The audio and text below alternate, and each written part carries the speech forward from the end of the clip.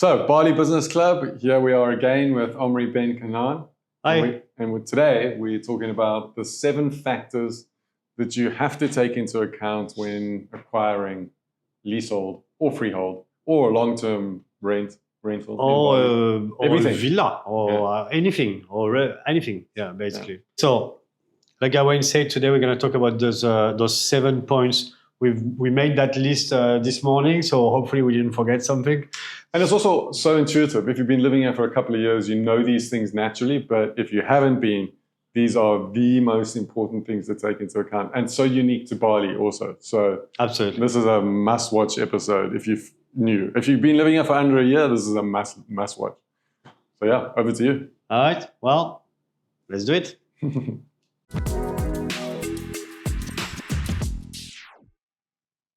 All right, guys. Hi again. So today, the 7 points that you must factor in when you acquire a property in Bali. Property being a bare land, like an empty piece of land, or it can be a villa. It does apply to, I guess, all of this apply to any kind of property. Yeah? So 7 points. We'll share that as well. Well, let's read them. Yeah. So point number 1, the neighbors. Point number 2, the view. Point number 3, noise pollution. Point number 4, area development plans. Point number 5, historical data and projections of those data. Number 6, water, electricity, trash, etc. And point 7 is community engagement. Okay, so let's now dive right in, go point by point. But before we start with point number 1, let's talk about the obvious, which is the notarized, the due diligence made by the notary. The legal, so legal due diligence. We didn't put it in there because this is you have to do it anyway. This is the most obvious thing that you must do. So includes the zoning, making sure the certificate is okay. What else? The land area, the borders, the neighbors. There's a whole bunch of factors that the notary will check that so the certificate is not as a collateral in the bank, because that happens a lot. I've had experiences which weren't bad experiences, but where the bank dude actually comes with the certificate in hand at the signing and only releases it when it's signed, Oh, wow. and when the money is transferred. Yeah. But anyway, there's a good podcast to watch with Similia, the notary, on the technical side of things. So this is more like a soft diligence, as in what you should do yourself to make sure that you're buying the right land in the right area. That's what's not in the book. Yeah, it's not in the book. Yeah, exactly. So that's from experience and what you should know from our experience anyway. Okay, so point number 1. So due diligence is before, yeah? This is obvious. Technical due diligence. Yeah. Well, yeah. Legal. Yeah. Legal. Boom. Legal. Here. Okay, let's go point number 1. Neighbors. Yeah? Love my neighbors. Why is that up there? Yeah. Why? Okay, so let's take the example of land. Like right now in Kedungu, for example, there aren't so many things built. Yeah. So it's very important to imagine, to know who your neighbors are. Yeah. So how do you find them? How would you find that out? Hold on. Not necessarily know who they are. If you know that, that's even better. But it's sometimes very hard to know. There's not like a master registry of neighbors with the phone number and email of everyone. Yeah. Doesn't exist in Indonesia. So it's about knowing from. You get to understand that better, like from your agent, from the owner of the land that knows his neighbors. So it's good to do your due diligence on that as well. So I suppose community. Understand. Also, Banjar would know those kinds of things. Yeah. How community active you are. So we'll get to that. Sure. So understand what's going on around you, basically. So is your neighbor someone who has already a plan to build a 2 or 3-story building, for instance? Or is your neighbor, and by neighbor, it doesn't have to be like human beings. It can be businesses. It can be forests or rivers or we wrote neighbor. It's like neighboring stuff, basically. So if you have a river next to your land, for instance, it's important to know what's happening with this river, like when the rainy season comes. Like, does it overflows? Does it stays as is? For sure, it overflows. They all overflow. What's happening usually when you have a river? So your land is like this, and the river is here, and then you have another land here. In most cases, what's going to happen there? Does this land have an access? Who in your neighbors, in the neighboring land, who has an access? Okay, and that bring us to point number 2, which is the view. Okay. So I suppose, well, just before we jump on, so neighbors could be good, as in it's very residential, they're settled, they're already developed, you know who they are. And neighbors could be extremely bad, as in you could end up with a massive either beach club, which I suppose we'll get to here, or some big hotel or construction, and right in front of your view. The biggest risk is people building up and building noisy stuff. That's the biggest risk, So it's view and noise as your two which is point number 2 and number 3. Yeah, well, there you go. 1, 2, 3. Oh, there you go. There you go. I think that's why I put them in that order. Okay. Now this makes sense. Yeah. All right, point number 2. So the view. Everyone in Bali, me included, back in the day, not anymore, was like, okay, I'm in Bali. I want an amazing view, the rice field, blah, blah, blah. Yeah, sure. That's great if you buy a land in Munduk or in Sidemen or whatever, If you buy in along the coast here, don't think about the view. Or at least understand that you will lose it at some point. It's not an if, it's a when. So if you look at areas like Seminyak, when I came into Bali in '94, Seminyak was a giant rice field. There was a couple of streets, Jalan Legian and Dianapura was a rice field still. Jalan Gado, Dianapura. So nobody would have thought that it was going to be overbuilt. Like right now, there's one piece of grass in Seminyak, So, and Canggu is the same. Canggu still have a little patches of rice fields here and there. There's the new road behind the Canggu shortcut that goes to the Pepito and Batubolong, back street. It's pretty handy. Lots of rice field there.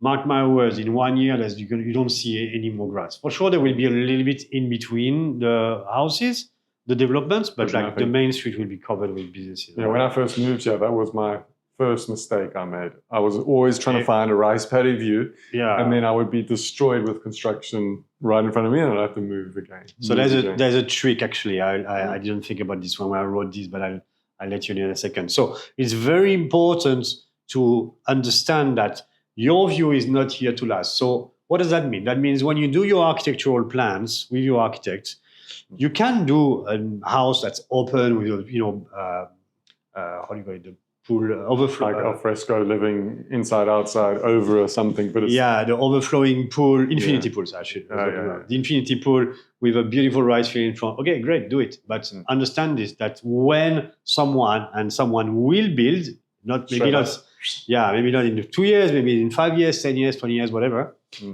There will be a wall here. So your plans have to also work with potential construction around the house. So it's very important. So that's about the view. So in Kedungu, like we're very active in Kedungu, there are lots of amazing views. I myself have some land with views. I make, for the villas that I build, I always make usually like a glass wall where the view is, and eventually we'll build a normal wall when someone builds in front, Even in front of green zone. Green zone tend to, tend to become yellow very quickly in Indonesia. Okay, so the trick. I did that once, and I was lucky. But what I did, it was in Tumbak Bayou, maybe a few years back. What I did is I acquired a piece of land. It was 7 ara, I remember. I paid very cheap back in the day, 4 million per ara. I was just before COVID, I think. And now it's like way more. It's a nice area, actually. Yeah, I love that area. And what I did is I did what's called a lease view. So I went to the owner of the land in front, who didn't have an access, or access was very complicated. So I said, okay, there's a good chance he accept my deal. Access is actually probably something we should touch on also, because that's a very foreign thing to buyers. Yeah. After. Yeah. But access is part of the legal diligence. Yeah, but what is it and how does what I did is I had my 7-ara plot, and what I did, I went to see the owner with my neighbors, and we leased from him 40 ara, so 20 each, of land for the period of 30 years. My deal was 30 years for 1 million per ara per year. Oh wow! Just to maintain the view. Yeah, just to maintain the view. Eventually, we ended up paying well, and there was an installment on 24 years. Oh wow! It was ridiculous. Oh, yeah. Wow. Okay. So, and eventually we said, okay, we just pay you everything at once, and we pay like 200 million total or something like that. Oh, so, so that's a good thing. And what I did at some point, instead of looking for land that were buildable, I was looking for green zones. And whenever I see a land that whose view, which were my view, I would look at the land on the buildable side and try to get it. You know, and that way, so you get the land at a normal price, and then you get the green zone for super cheap, and you can extend your garden. You can do a bunch of things on it, or keep it as a view just to protect your view. I mean, that takes your property price up to the next level if you can maintain your view for the next 10, 15, 20 years. Yeah. You keep the view, and you can use... It's almost like your property. You can use... It is your property. You go and notarize it. You just can't build, but it's a great way to have a massive garden as well. Okay, so that's the view. Noise pollution. So... This is a killer. This is a killer in Bali. You're not going to like what I say now. Everyone that comes to Bali say, I want to be next to the beach. Yeah. All right, that's the biggest mistake you should you will do. Yeah, do not go next to the beach. I mean, it depends where in Bali, of course. I'm talking here about the coast, Seminyak, Canggu, Perenan, and so on. So but even so, more up the coast. Yeah. So what is the coast? Would you say 200, 100? Okay, let's say why first. So if you go close to the beach, you will pay more expensive. Okay, the price of the properties are more expensive near the beach. Sure. In Kedungu, at the moment, I've seen some 17, 18 million rupiah, not far from the beach, whereas you can find like 11, 12, 13, a little bit further in Benkel, for instance, which is perfectly fine. So first, you will pay a premium on the price of the land, and secondly, right now Kedungu is very quiet, or Sese or Chemagi, but beach clubs will come. The same way as you will lose your view, you will lose your sanity. Your sanity or your. And there is no things like regulation, police coming to turn. Forget regulations. Forget about it. Yeah. So it's very important to understand. I mean, look at in Brawa, for instance, not even 8 years, like 5-6 years ago, where Fins and Atlas. It was all residential. It was all residential. Fins existed before. Fins was a villa before.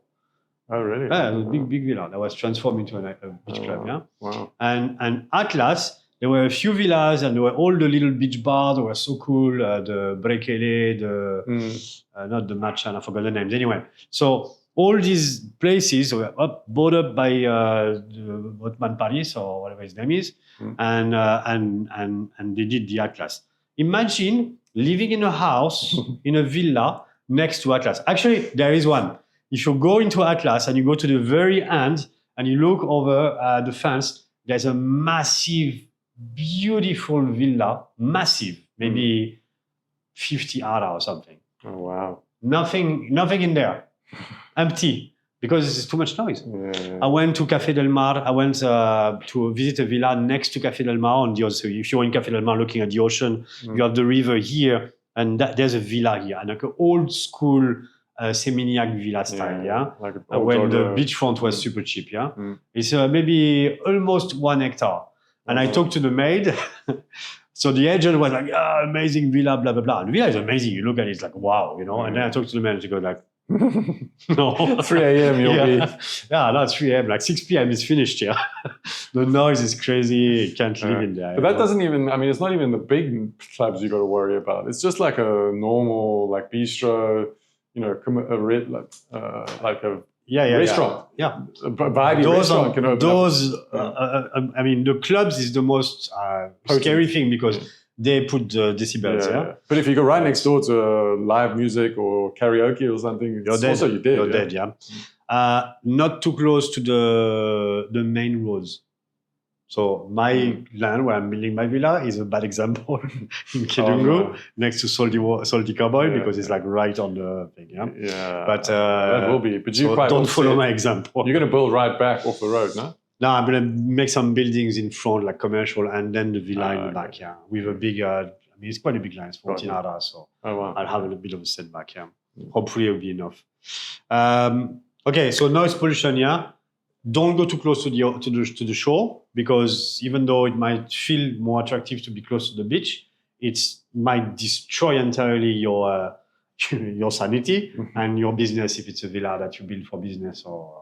But also, like the main commercial road, something to look at. Just be careful because there will be restaurants and bars. Yeah, absolutely. All up. Got to be in the second line or third line behind the road at least, because it's noisy. Perenan, before we moved our offices here, that little house in front of our parking, that was my house. And I used to be upset when I hear one bike per day. And now it's like crazy. Yeah. That poor guys that have the white villa down the road next to Wasabi, I don't know what's happening with them. But, All right, okay. So point 1, 2, 3, we just saw that. So let's go to point number 4, area development plans. So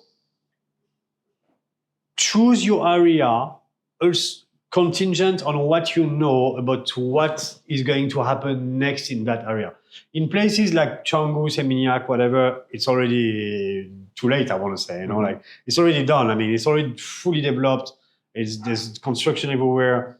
There isn't a plan. There wasn't a plan to start with. There isn't a plan now. So there won't be bad surprises there. The only bad surprise is this one that will not be close to the beach, but like inland. If you live next to black sand, I wouldn't want to be next to black sand. I love these guys. I love the black sand owners, Atlas owners, and Fields owner. He's a good friend of mine. Yeah, you don't want to live next to these guys. So you have to understand how it's going to develop. So, and we come back to what you just said, sir. The main street. Okay, so if you look at Batu Bolong, for instance, Batu Bolong, maybe like 5-6 years ago, you would have said, okay, I'm not too close to the ocean, I'm fine. Yeah, but Black Sand is not next to the ocean. Black Sand is like 2-3 kilometers in, maybe 2 kilometers in. And I'm sure there's a lot of people that had properties around in the middle of nowhere, and then suddenly some big nightclub opens. Well, yeah, I mean, in that case, there's a good time to sell also because it's... Yeah, but who is going to buy? Well, commercial, F&B. It's harder. So very important to know what's going on. For example, how do you know this? Well, you got to search and talk to people. So it's this one. Yeah, we'll come back to this one after. But area development plans, talk to local people on the ground. Not only local as in Indonesian local, but foreigners also that lives there, like expat that lives there, or anyone can give you some just phone valuable Omri. Information. We'll put his number at the bottom. Phone him if you... My number is 2. Okay, so Kedungu is very important to know what the plans are. Okay, look, example, Kedungu, I think everyone is interested to know that there's going to be a school there, right? Because this is a game changer for the area. This is a school that we are developing there. It's being built right now. So that's a huge game changer for the area because it means you can bring your kids. It means probably what's around the school won't be night stuff. It would be more like shops and cafes and stuff. Yeah. So that's those kind of things. It's important. And also for footfall. I mean, kids getting picked up daily to and from. It's a lot of footfall for the area. For the school. So. Exactly. Yeah. All right, so that's number 4. Let's try to keep it short. Number 5, historical data projections. So that's more on if you're building your dream villa and you're going to live in it for the rest of your life, that doesn't really matter.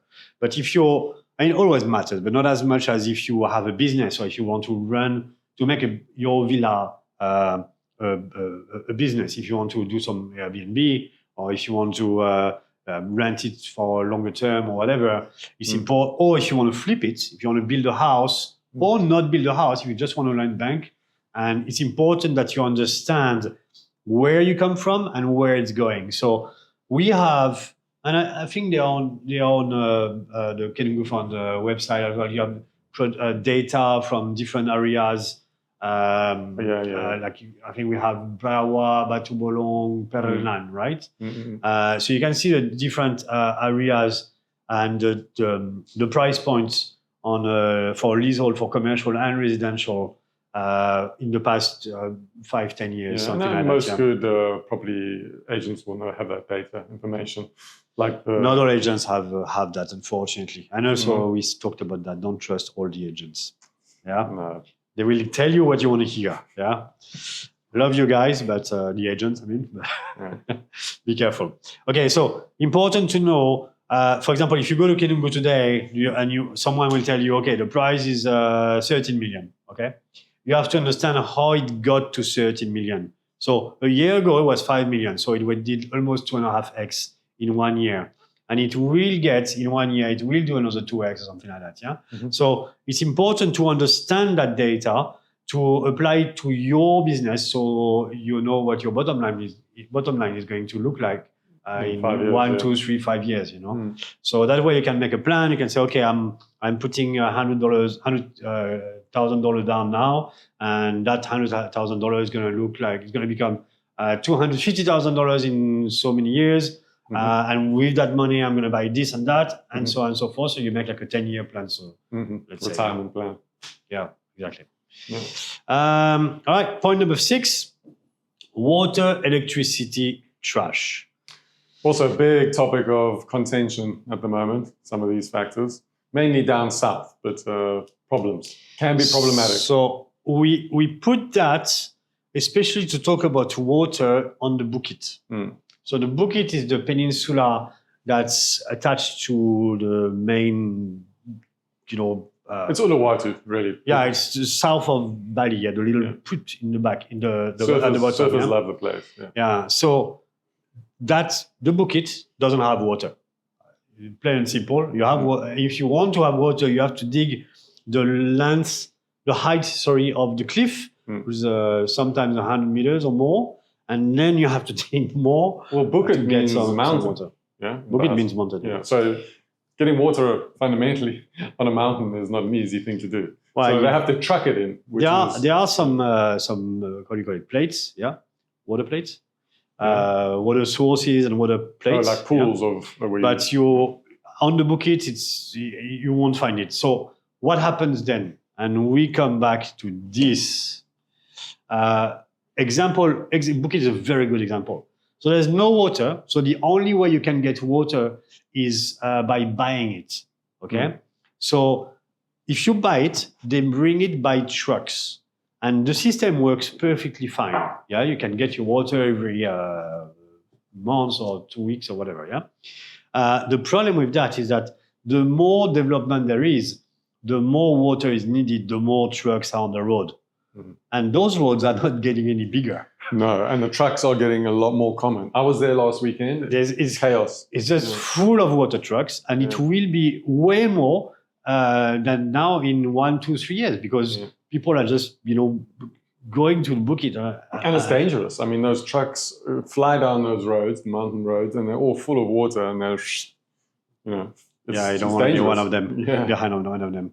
So that's something to consider. So in the Bukit, the water is linked to the area development plans. Is it possible to build a metro in the Bukit? It's not possible. We know that. So it can only go up to Jimbaran or Nusa Dua on the left, on the right, if you look at the map. But it cannot go inside the Bukit where Uluwatu, Bingin, Melasti, Pandawa, whatever, impossible. So it can only be above ground transportation. And right now, and we know in Bali above ground transportation are never getting better, or rarely. There's no room to build a sunset road on the Bukit. So only those roads are going to stay like that. So I'm sure there will be, they will attempt to come with boats, and there's already like the company Go Boat that's going to Uluwatu from Canggu. I think one sunk. Small stuff like that. A few sunk, I think. So water, electricity. So electricity is pretty easy to get as long as you're not too far from one of the PLN poles. PLN is the Indonesian National Electrical Company. Trash. Trash is a big headache. That's a big headache. It's not such a big headache. If you want to do it the right way, it's a headache. If you don't care about the trash and you don't care about the planet and you're not recycling, so you call BUMDES. It's called BUMDES, BUMDES, and they are affiliated with government, and they are the one that will come and pick up your trash. So if you don't want to recycle, then BUMDES, they're not recycling. But it all just goes down to the dump in Serengano. It's I don't know. It goes to somewhere you don't want to know. I don't know. But there are other companies like Eco Bali, for instance. There's a few others. These guys are doing an amazing job. But sometimes, like for example, in Perenan, BUMDES has the monopoly of trash. A signed agreement to have the monopoly of trash, which I find completely outrageous. So if you, for example, I don't do it, but my neighbors who are crazy recyclers, so they have a company that takes their trash out of Perenan, and then BUMDES pick it up, or they go directly to not BUMDES, sorry, Eco Bali.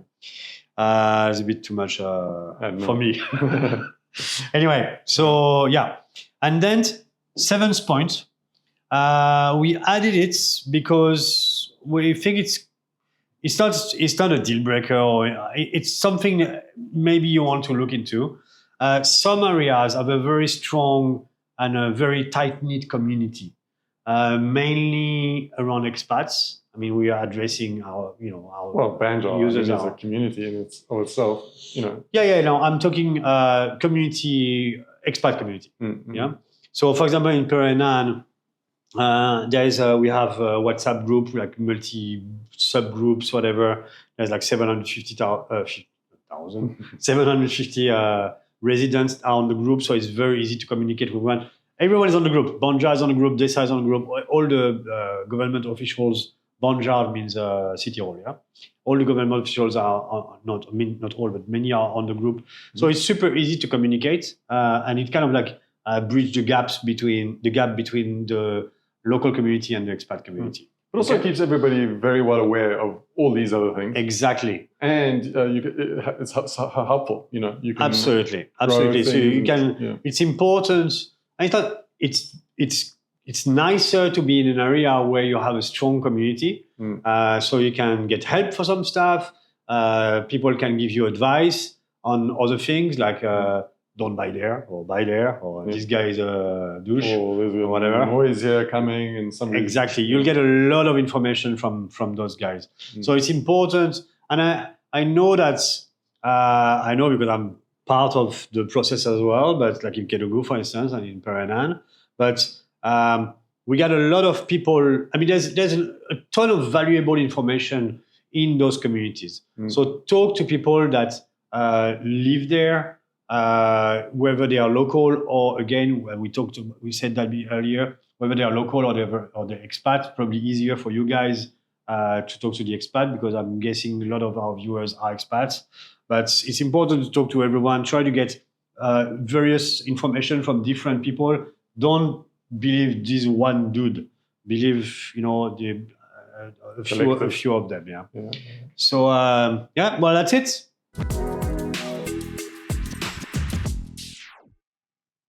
I think that covers things all. I think we have. It's pretty intuitive, as I said, if you've been here a long time, but really essential. And especially these kinds of things, just to know, because you can make a really big mistake. You get here, you're overexcited, you got a little bit of money to spend, you buy a villa, and it's just a disaster. and a lot of pain and suffering involved. I think if you go through these points, I mean, you probably won't be able to cover all of these points, and there's always a little bit of gray area here, gray area there. You might not know the community, but at least you have that in mind. You have like a little roadmap where you're like, okay, so the view, check. Due diligence, of course, check. Neighbors, check. Noise pollution. So it gives you an incentive to think about things a little bit outside the box, and that you may not have thought about if you didn't watch that podcast. Exactly. So I hope that helps, and don't forget to subscribe if you like what we talk about, and feel free to write to us if you have some questions about or some topic, suggestion on topic that you would like us to discuss and make a podcast about.